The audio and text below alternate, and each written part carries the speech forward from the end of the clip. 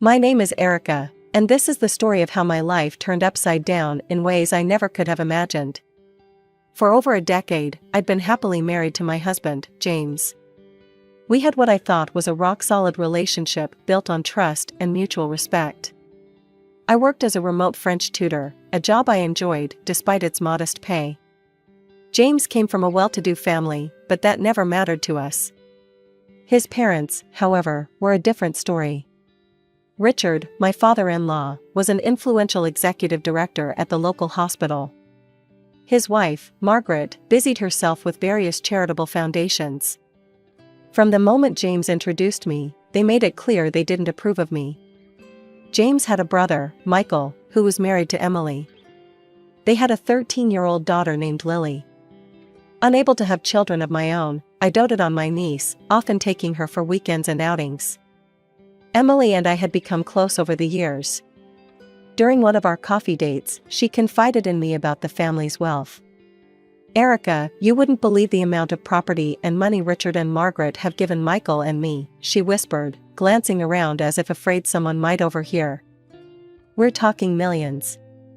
I raised an eyebrow, surprised. "Millions? Where did they get that kind of money?" Emily shrugged. "I try not to think about it too much. But sometimes I joke that we're secret millionaires who can't touch our fortune." I laughed along, but a nagging feeling settled in my stomach. Something about the situation felt off, but I pushed the thought aside, focusing instead on my family and my work. Life continued this way for years, a delicate balance of family dynamics and unspoken tensions. Then, tragedy struck. Michael and Emily were killed in a car accident, leaving Lily an orphan. The funeral was a somber affair, but something about Richard and Margaret's behavior struck me as odd. They seemed distracted, almost annoyed by the proceedings, as if they had more pressing matters on their minds than grieving their son. As we stood by the graveside, I overheard Margaret muttering to Richard, "We need to sort out the paperwork as soon as possible. This complicates everything." In the days that followed, I threw myself into caring for Lily. The poor girl was devastated, and I wanted to do everything I could to comfort her. After much discussion with James, I approached him with an idea. "Honey, what if we adopted Lily?" I suggested one evening. "She needs a stable home, and we love her so much already." James considered it for a moment before nodding. "I think that's a wonderful idea. Let's talk to my parents about it." The next day, James and I visited his parents' sprawling mansion to discuss our proposal to adopt Lily. As we sat in their opulent living room, I couldn't help but feel out of place among the antique furniture and priceless artworks. "Absolutely not," Margaret snapped as soon as we broached the subject. Her eyes narrowed as she glared at me. "Erica is not suitable to be a mother to our granddaughter. We will raise Lily ourselves." I was stunned by the vehemence in her voice. "But I've been a part of Lily's life since she was born," I protested. "James and I love her, and we can provide a stable home." Richard cleared his throat, his expression cold. "This isn't up for discussion. Lily stays with us." Margaret leaned forward, her voice dripping with venom. "Besides, we all know what this is really about, don't we, Erica? You're just after Michael's money. How convenient that you can't have children of your own, and now you want to swoop in and become Lily's guardian. Did you think we wouldn't see through your little scheme?" As we left the house, I felt a mix of anger and sadness washing over me. "I can't believe they'd accuse me of something so horrible," I said to James as we drove home. He sighed, keeping his eyes on the road. "I'm sorry, Erica. They're just protective of Lily. Give them time, they'll come around." But time didn't improve things. In fact, over the next few weeks, I noticed a change in James. He began staying late at work more often, always with some vague excuse about an important project. When he was home, he seemed distracted, constantly checking his phone and exchanging messages with someone. One evening, as we sat at the dinner table in silence, I couldn't take it anymore. "James, is everything okay? You've been so distant lately." He looked up from his phone, his expression hard. "It's nothing you need to concern yourself with," he snapped. I recoiled at his harsh tone. This wasn't like him at all. I'm your wife, I said softly. If something's bothering you, I want to help. Just drop it, Erica, he growled, pushing away from the table and storming out of the room. Hurt and confused, I tried to focus on the one bright spot in my life, my relationship with Lily. I visited her at Richard and Margaret's house as often as I could, helping her with her French lessons and providing a sympathetic ear for her grief. One afternoon, as Lily and I sat in the sunroom working on her conjugations, I overheard Richard and Margaret arguing in the next room. Curiosity got the better of me, and I found myself straining to hear their heated exchange. We need to find a way to invalidate that trust fund, Richard hissed. $10 million, Margaret. $10 million that should be ours, not locked away for that girl. Margaret's voice was equally angry. Don't you think I know that? I've got the lawyers working on it, but it's not going to be easy. Michael made sure everything was ironclad before he died. I felt my blood run cold. They were talking about Lily's inheritance, the money Michael and Emily had set aside for their daughter's future. And they wanted to take it for themselves. That evening, I rushed home, prepared to tell James everything I'd overheard. But as soon as I walked through the door, I knew something was terribly wrong. James was sitting in the living room, a stack of papers on the coffee table in front of him. We need to talk, Erica, he said, his voice devoid of emotion. I approached James cautiously, the urgency of what I'd overheard momentarily forgotten. James, what's going on? He didn't meet my eyes as he pushed the stack of papers towards me. I want a divorce, Erica. The words hit me like a physical blow. I stumbled back, gripping the edge of the sofa for support. What? Why? James, I don't understand. James finally looked up at me, his eyes cold and unfamiliar. I've met someone else. She's beautiful, intelligent, and from a good family. Everything you're not. Before I could respond, he pulled out his phone and showed me a picture. A stunning brunette smiled back at me, her arm draped possessively over James's shoulder. They looked happy, intimate. This is Amanda, James said. We've been seeing each other for a while now. I need you to sign these and leave. Tonight. Tears blurred my vision as I mechanically signed where he indicated. I felt hollow, as if someone had scooped out my insides and left me an empty shell. What about the house? Our stuff? I asked, my voice barely above a whisper. James waved dismissively. We'll sort out the division of property later. I don't have time for that now. Just pack what you need for a few days and leave the rest. I nodded numbly and headed to our bedroom, no, his bedroom now, to pack a bag. As I threw clothes haphazardly into a suitcase, I heard the front door open. James? Are you home, darling? Did you get rid of her? It was Margaret's voice, sickly sweet in a way I'd never heard before. Yes, Mom, James replied. Eric is packing now. She'll be gone within the hour. Margaret clapped her hands together. Excellent. You must bring Amanda to dinner tomorrow. Your father and I are dying to meet her properly. I retreated to the bedroom, feeling sick. How could they be so callous? So cruel? I finished packing in a daze, my mind reeling from everything that had happened. When I came downstairs with my suitcase, Margaret was still there. She didn't bother to hide her triumphant smile. Erica, dear, she said, her voice dripping with false sympathy. I'm so sorry things didn't work out between you and James. Besides, don't bother coming around to see Lily anymore. It's best if you make a clean break. With those final, cutting words ringing in my ears, I stepped out into the night. The door closed behind me with a finality that seemed to echo the end of my married life. I found myself at a nearby hotel, checking in for the night in a fog of disbelief and pain. As I lay in the impersonal hotel bed, staring at the ceiling, I tried to make sense of how my life had fallen apart so quickly. The next morning, operating on autopilot, I found a small apartment to rent. It was nothing like the home I'd shared with James, but it would do. I threw myself into my work, teaching French lessons online from morning till night, anything to keep my mind occupied. A week after moving into my new apartment, my phone rang. It was Lily. My heart leapt at the sound of her voice. "Aunt Erica," she said hesitantly. "Are you okay? Grandma said you and Uncle James split up." I swallowed hard, trying to keep my voice steady. "I'm okay, sweetheart. These things happen sometimes. How are you doing?" As we chatted, Lily hesitantly told me about James bringing his new girlfriend to dinner. "She's pretty," Lily said. "But she's not as nice as you. I don't like her." I didn't know how to respond to that, so I changed the subject, asking about her school and her friends. But as we talked, I couldn't shake the feeling that something wasn't right. Lily seemed nervous, on edge. Over the next few weeks, I tried to establish a new normal. One evening, as I was grading papers, my phone buzzed with a message from Lily. "Aunt Erica, I'm scared. Can we talk?" Alarmed, I immediately called her back. When she answered, her voice was barely above a whisper.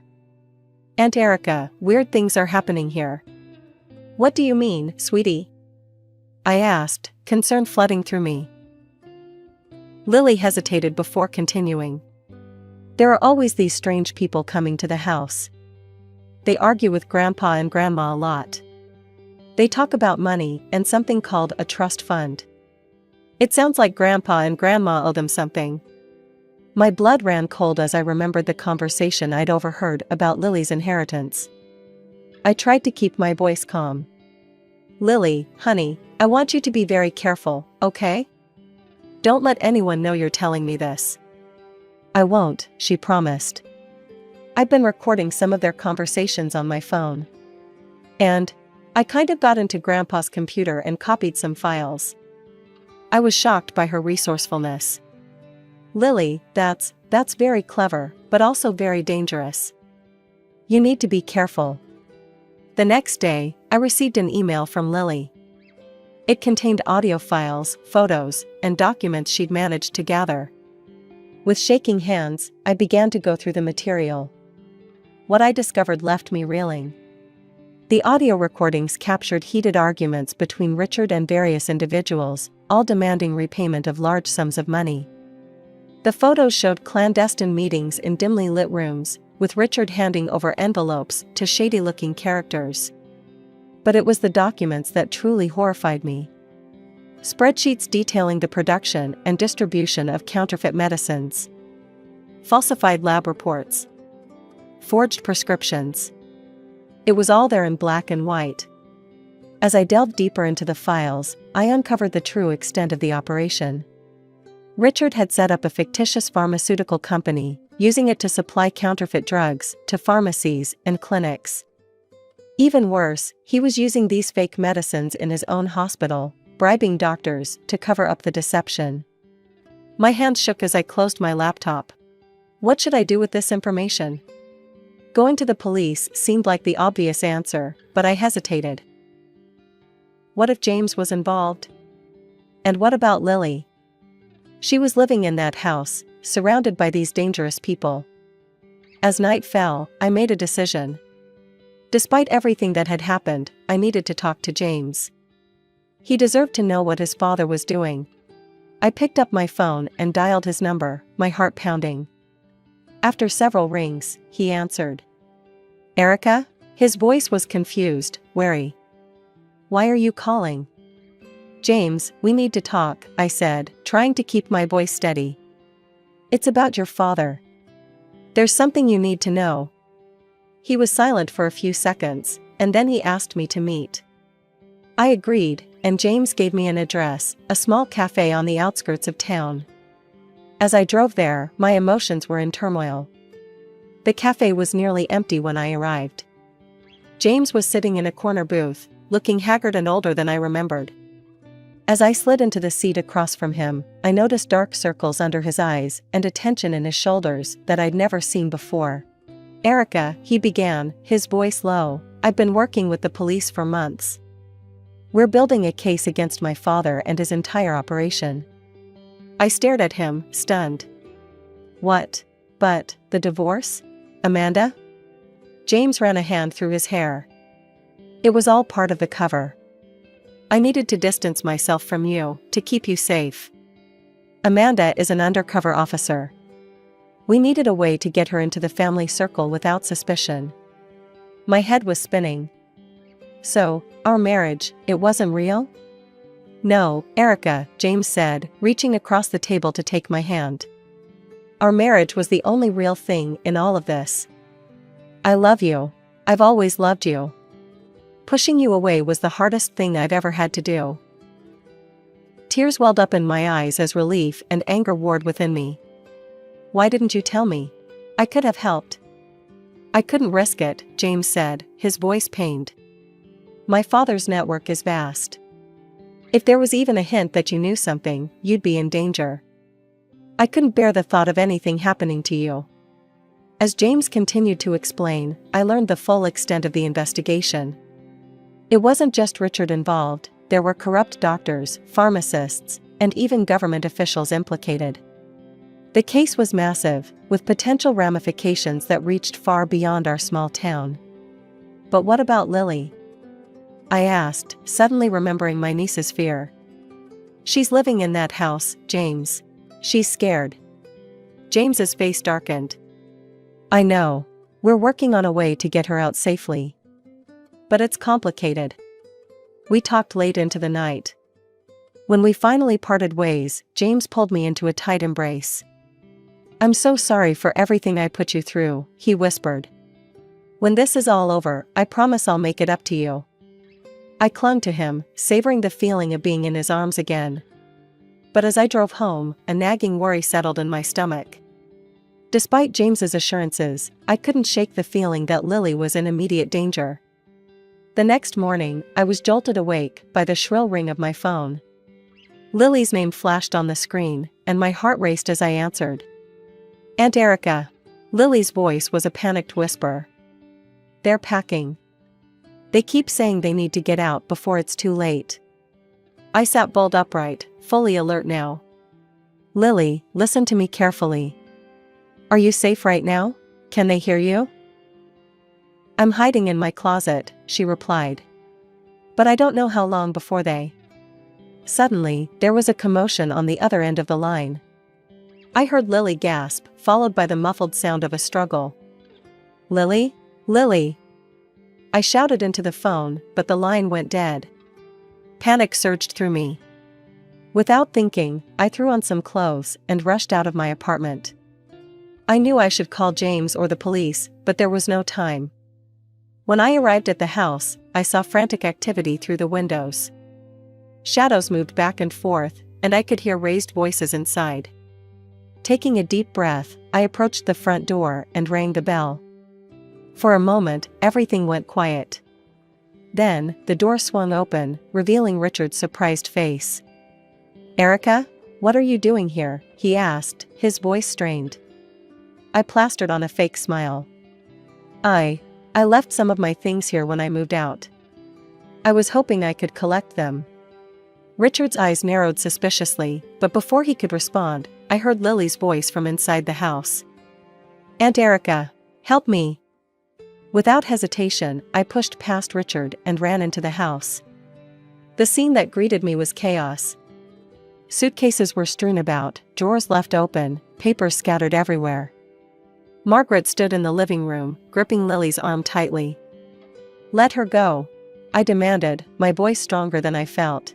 What happened next was a blur. Richard lunged at me, but years of yoga had made me quicker than he expected. I dodged his grasp and made a dash for Lily. Margaret, in her surprise, loosened her grip, and Lily broke free, running towards me. We almost made it to the door when I felt a sharp pain in the back of my head.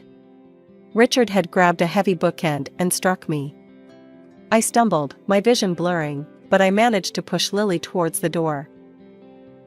Run, Lily! Get help! I shouted as I fell to my knees. The last thing I saw was Lily's terrified face as she ran out the door. Then, darkness engulfed me. I don't know how long I was unconscious. When I came to, I found myself bound to a chair in what looked like Richard's study. My head throbbed, and I could feel something warm trickling down my neck, blood. Richard paced the room, running his hands through his hair. "We need to leave now. Before the police arrive." "What about her?" Margaret gestured towards me. Richard's eyes met mine, and I saw a coldness there that chilled me to the bone. "We can't leave any loose ends." Suddenly, we heard the distant wail of police sirens. Richard and Margaret froze, panic etched on their faces. "It's too late," Richard muttered. "We need to run. Now." As they rushed to grab their belongings, I struggled against my bonds. The sirens grew louder, and I heard car doors slamming outside. Richard and Margaret were shouting at each other now, their carefully constructed facade crumbling in the face of imminent arrest. Just as I felt the ropes loosen, the study door burst open. James rushed in, followed by several police officers. "Erica," he cried, running to my side and quickly untying me. As the police handcuffed Richard and Margaret, reading them their rights, James pulled me into a tight embrace. "I'm so sorry," he whispered. "When Lily called me, I came as fast as I could." I sagged against him, relief washing over me. "Lily? Is she safe?" James nodded. "She's outside with a social worker. She's shaken up, but she's okay." The next few days passed in a blur of police statements, medical examinations, and sleepless nights. I was diagnosed with a mild concussion from Richard's attack, but the doctors assured me I would recover fully. As I sat in the hospital bed, James by my side, we watched the news unfold on the small television in the corner of the room. The arrest of Richard, a prominent figure in our community, had sparked a media frenzy. Headlines screamed about the counterfeit drug king and the hospital of horrors. "The scale of this operation is unprecedented," a grim-faced police chief announced at a press conference. "We're looking at hundreds of millions of dollars in damages, and countless lives put at risk." As we were listening to the news, reliving the traumatic events, a knock at the door interrupted us. A tall, serious-looking woman in a suit entered the room. "Mr. and Mrs. Harrison," she said, her voice crisp and professional. "I'm Detective Laura Chen.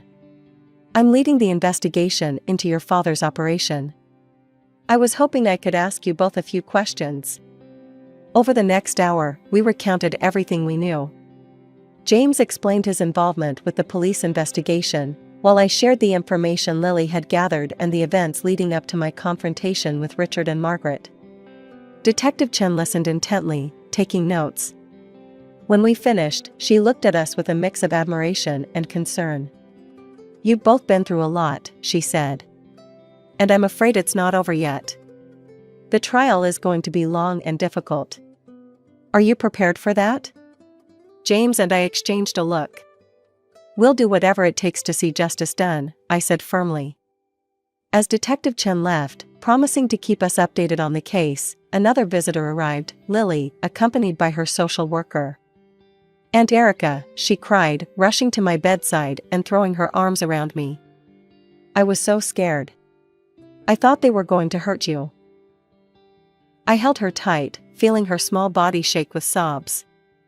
"It's okay, sweetheart. You were so brave. You saved us all. But we have another long battle ahead of us." And long it was. The case dragged on for over 2 years, making headlines across the country. As I recovered and we tried to rebuild our lives, the trial loomed over everything. Finally, after months of testimony and mountains of evidence, the verdict came in. Richard and Margaret were sentenced to lengthy prison terms. All their assets, including the trust fund they had set up for Lily, were confiscated as proceeds of crime. As we left the courthouse after the sentencing, I felt a strange mix of relief and sadness. Justice had been served, but at what cost? So many lives had been destroyed, including those of people I had once considered family. After the dust settled from the trial, James and I focused on rebuilding our lives. The most important part of that was Lily. We'd grown so close during the ordeal, and now it was time to make it official. The adoption process was a whirlwind of paperwork and interviews, but finally, we stood before a judge who declared us Lily's legal guardians. As we left the courthouse, Lily between us holding both our hands, I felt a surge of emotion. "We did it," I whispered to James, tears in my eyes. He squeezed my hand. "We're a real family now." With guardianship came the responsibility of managing Lily's inheritance from her parents. It was a daunting task, but we were determined to do right by her. "What do you think about renting out the house?" James suggested one evening as we pored over financial documents. I nodded. "Good idea. We can put the rent money into a savings account for her college fund." We threw ourselves into the task, finding reliable tenants and setting up a separate account for Lily's future. It felt good to be planning for her future, to be giving her the stability she deserved after everything she'd been through. As we settled into our new normal, James approached me one night with a nervous energy about him. "Erica," he began, taking my hands in his. "These past few years, they've been hell. But they've also shown me how strong we are together. I was wondering, would you marry me again?" I laughed, tears springing to my eyes. "Are you kidding? Of course I will." We decided on a small ceremony, just close friends and family. The day arrived, bright and clear. As I slipped on my bright blue dress, a color of hope and new beginnings, I felt a sense of excitement I hadn't experienced in years. Lily knocked on the door, already in her bridesmaid dress. "Aunt Erica? You look like a princess."